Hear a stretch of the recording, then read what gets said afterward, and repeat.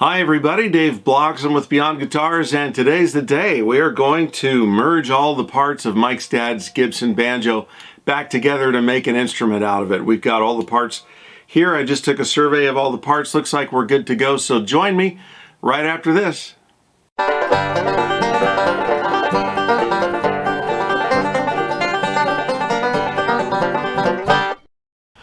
Well, it looks like we're good and ready to go. We've got the banjo pot, which we assembled some months ago now, and it did not restore the resonator on this, but it's in great shape. So everything, I just took a survey here. Coordinator rods to install the neck.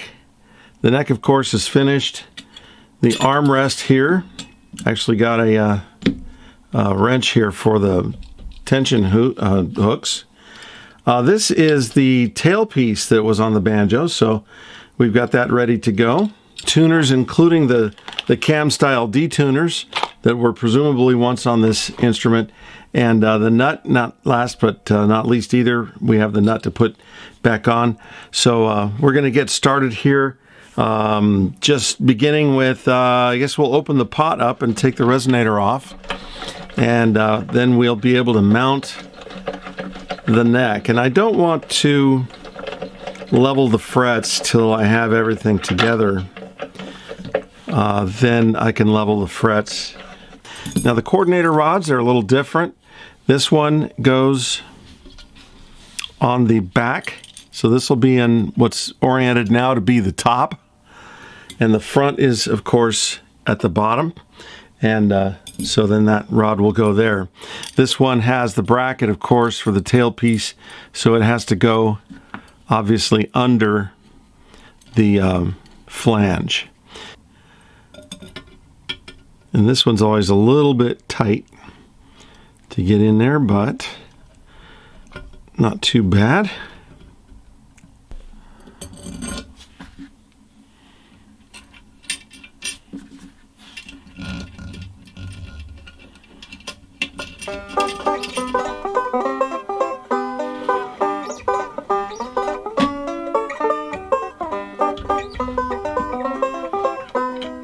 Must get the little washers on the studs.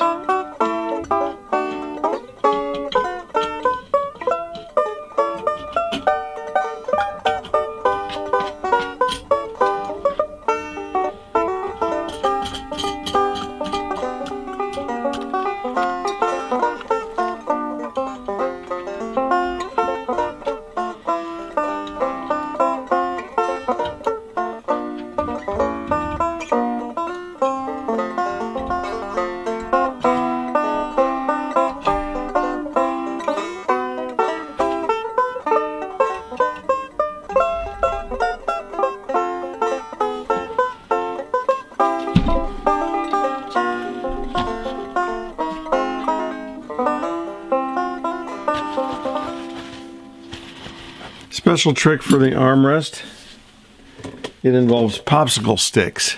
So I've got 2 popsicle sticks here, and I'm going to determine where I want the armrest.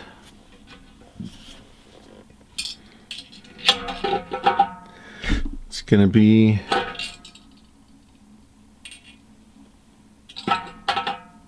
right here. So I'm going to mark this in my mind at least at being the 1, 2, 4, the 4th section away. Okay, so there's our little piece. There's our end with 1, 2, 3, 4 right here. And I want this to be right here.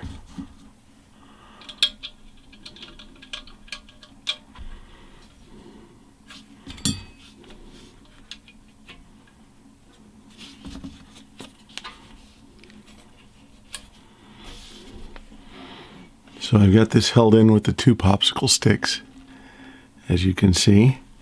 Now I can remove this screw. I can put the armrest in place.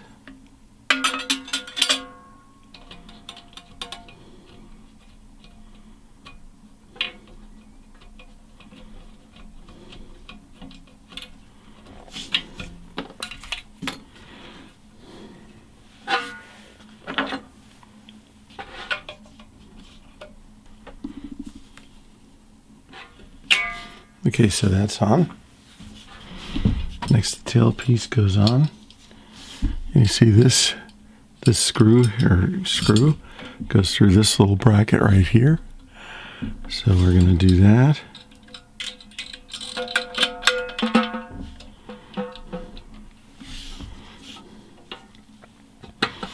And this nut goes on the bottom. And as I said before, this doesn't go tight. Okay, so now it's on there. And it's just finger tight, and you just leave it like that. Now we're going to put the nut in. But we're just going to glue it in the way it came out. Just like that.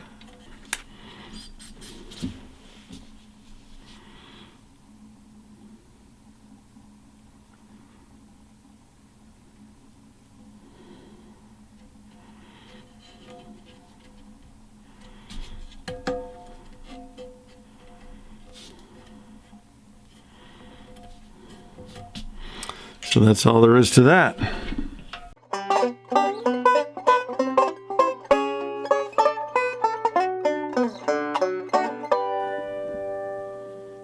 Okay, so they're all leveled, and now I can start the crowning process.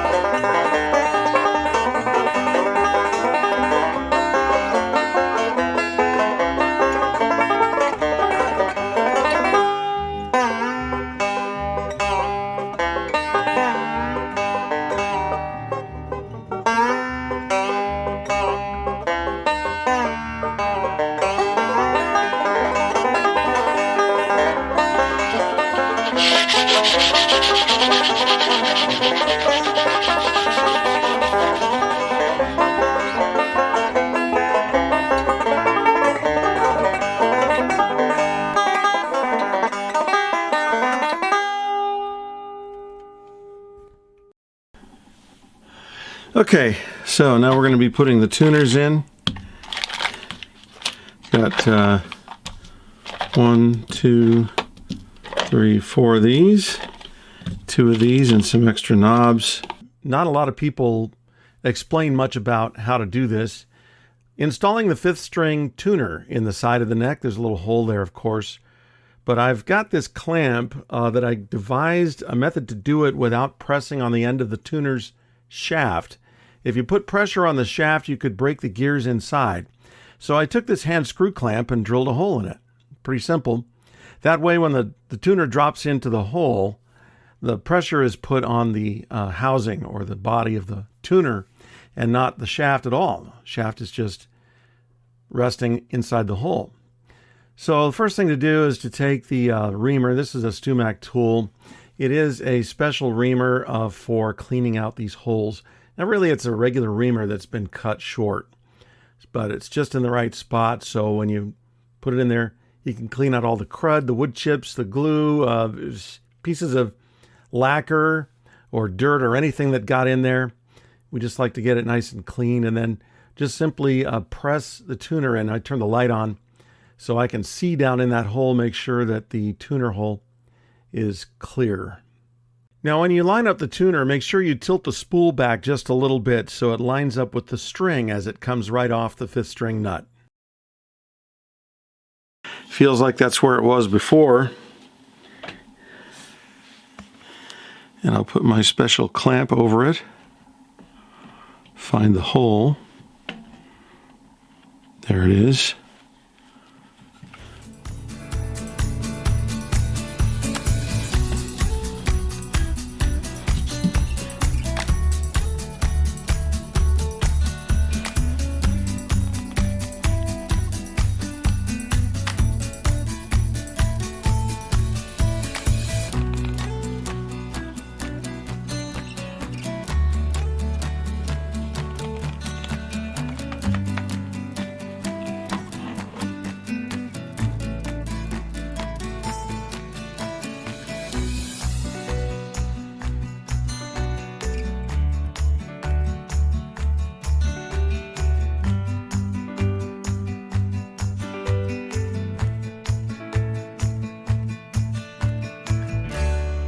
is I will check the bridge and which way it slants. And I can see it slanting this way, so that's the direction I want it. I'm going to start with the first string, and the first string will go on the outside like this, right under the edge of the bridge of the tailpiece.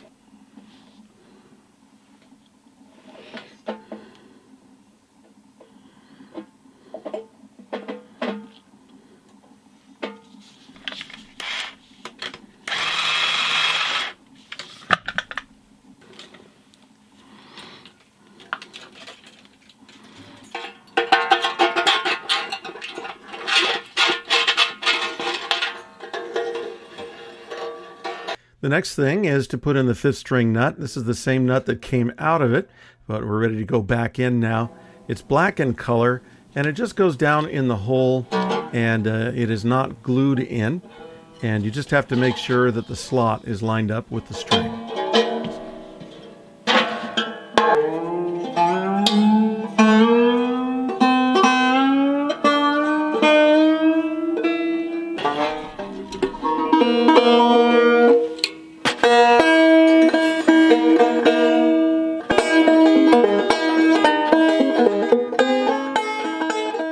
Well, this is the first sound this banjo's made in months, but I'll tell you what, this is a perfect example of how bad a banjo can sound before it's set up.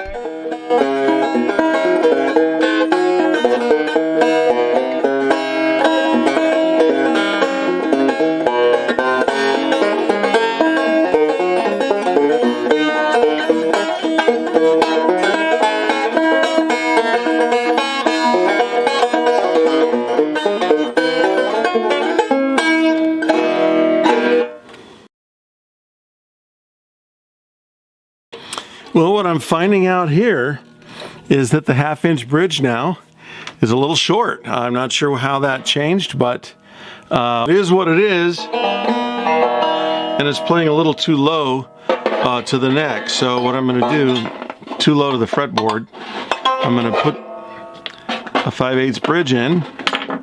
Now I don't end up keeping this bridge on the banjo, but I do put another 5/8 bridge that sounds a little better. And so now it's a 5/8 bridge banjo, like I'm sure it started out life as. All right, so the very last thing we need to do is install the cam tuners. The second and third strings are affected. Now I've loosened these strings so we can effectively install the tuners. But what I want to make sure is that they're turning the right way.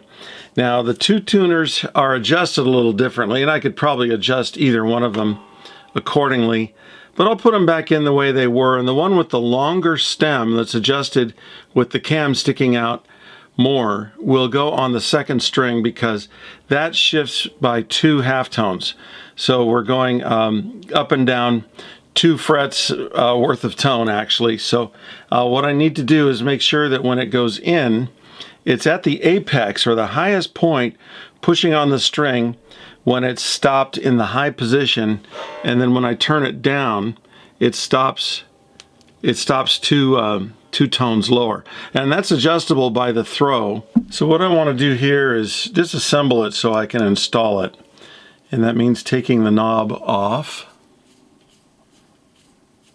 And these are fairly complicated the way that they're made, but they go on pretty simply.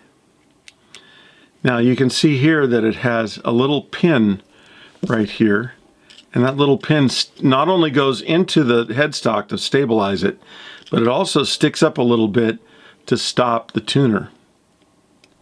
And it's got a little slot right here, right there to allow for that to turn. Okay, so what I'm doing is making sure that this cam stops right at the high point, and that's what I've determined by listening to the string. So I've got the little stop pin right there, right up against the notch. So that'll be, yow, I just got speared by the end of the string. So that'll be where I want to put it in, and we'll have to just lock it down, and that's the next step.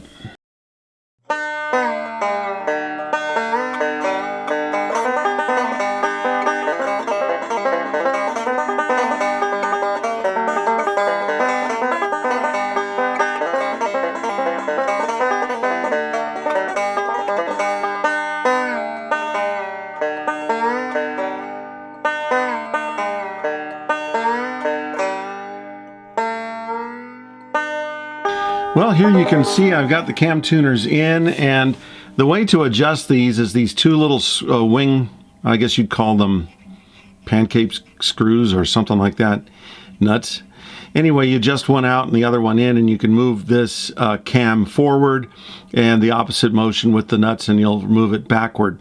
You want twice the throw on this one than you do that one, because this moves the string 2 halftones, and this one needs to move the string 1 halftone.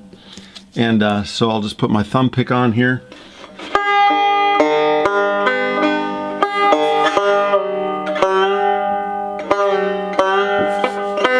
If I can reach that from below.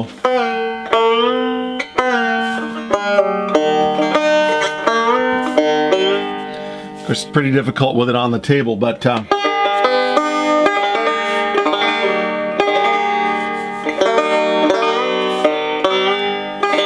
and they work perfectly. They really work beautifully. The only thing is it's a little crowded back here, but with some practice, you can hit these spot on. You just have to practice at it a little bit, but they do stick out a little further than the regular tuners, so they're a little bit easier to reach than you might think. I did replace the nut because the old nut, I noticed on the old nut, I found that the first string was a little too close to the edge, and doing pull-offs on the first string were causing it to roll over off the end of the fret. And that's because this string was right on the edge. So this nut was not made properly. Somebody made this nut. It is a bone nut, and it seemed to be okay at the time, but I decided against it, and we have a new nut now installed, and it works much better, and it looks better too. So we've got the truss rod. Actually, I just brought the nut up to 0, so it doesn't have any tension on it, but it's not going to rattle around. And we've got this bell type truss rod cover to put on.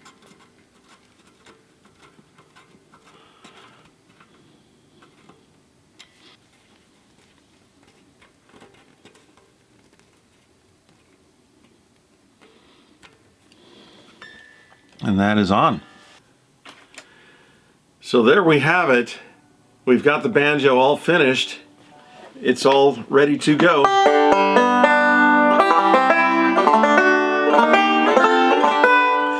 And I think just as highly of the sound now as I did before, although it sounds much crisper.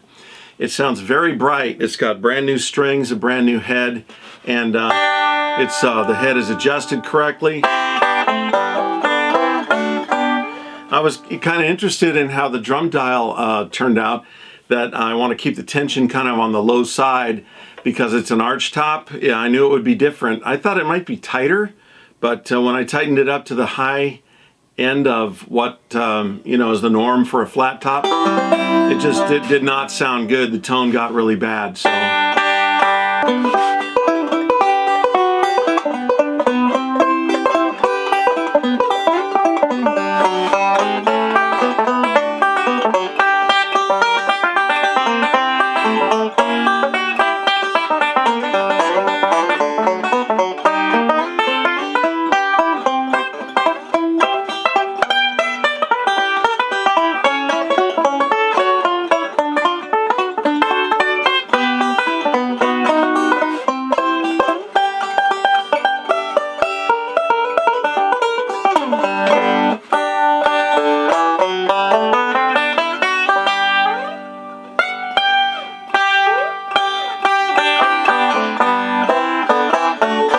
Well, as I continue to make strange noises with this banjo and make some adjustments to the bridge and everything, I'm going to wrap it up with a voiceover here.